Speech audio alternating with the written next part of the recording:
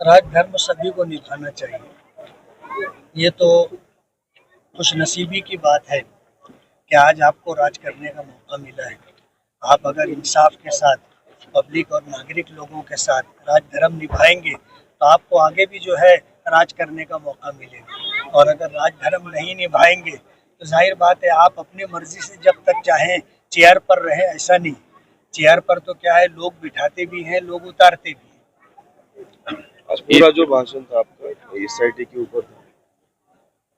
SIT का तो हमने इस्तेमाल किया है और हमारा ऐसा मानना है कि अगर उनको लगता है कि मालेगांव में कोई बांग्लादेशी है और मालेगांव में रोहिंग्याई है तो हम उनके सपोर्ट में हैं, आप उनको तलाश करो।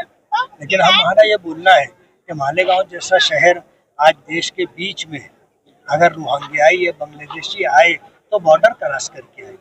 बॉर्डर की सिक्योरिटी की जिम्मेदारी केंद्र सरकार की है। वहाँ से वो बांग्लादेश आए, बांग्लादेश से बंगाल आए होंगे, बंगाल से बिहार आए होंगे, बिहार से यूपी आए होंगे, यूपी से एमपी आए होंगे, उसके बाद महाराष्ट्र में आएंगे। तो ये इतना लंबा रास्ता उन्होंने कैसे तय कर लिया? आप सो रहे थे क्या? मुफ्ती साहब, आपने एजुकेशन के बारे में जो कहा कि जो भ्रष्टाचार है उसकी इंक्वायरी होना चाहिए, तो उसके बारे में क्या बोलेंगे? तालीम को आज लोगों ने कारोबार बना लिया है और एक चलता जुमला है तालीम माफिया। वजह उसकी ये है कि इन लोगों ने ऐसा तौर तरीका इख्तियार किया जिससे सरकार को भी चूना लगाया जा रहा है और इसी तरह जो है बच्चों के साथ भी खिलवाड़ किया जा रहा है, उनका मुस्तकबिल तबाह बर्बाद किया जा रहा है। इसलिए स्कूलों में सही मानों में तालीम देनी चाहिए, कानून की पासदारी करना चाहिए और स्कूलों में जो टीचरों का इस्तेहसाल होता है कि नौकरी देने के नाम पे 10-10, 20-20 साल उनसे काम करवा लिया जाता है और जब वैकेंसी निकलती है तो अपने करीबी लोगों को और ट्रस्ट के लोगों को लगा लिया जाता। ये काम करने वाले बेचारे भुट्टे ही भूनते रह जाते। आज के दिन आप क्या मैसेज देंगे पूरे आज तो मैंने 2 पैगाम दिया है।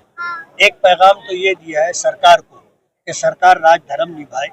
हम मुल्क के वफादार हैं और मुल्क के बराबर के हकदार हैं।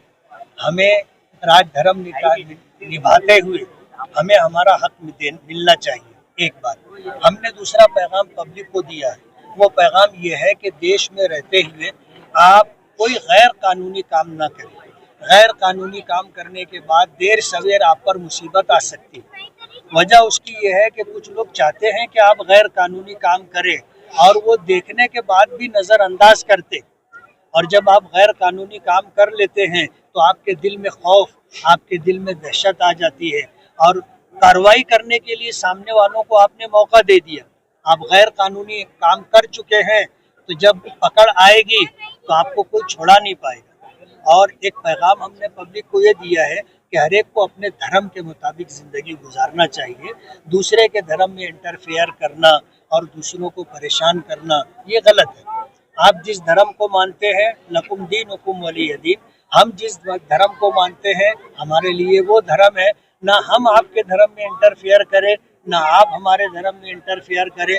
मुल्क के संविधान ने 25 और 26 दफ़ा के अंदर हर हिंदुस्तानी को इस मुल्क में आज़ादी के साथ ज़िंदगी गुजारने का हक दिया है। वो अपने मज़हब पर अमल करे, अपने मज़हब की तालीम हासिल करे, अपने मज़हब का प्रचार करे। हर एक को इसका हक और अधिकार दिया है, इसलिए ये हक किसी भारतीय से छीनना नहीं चाहिए।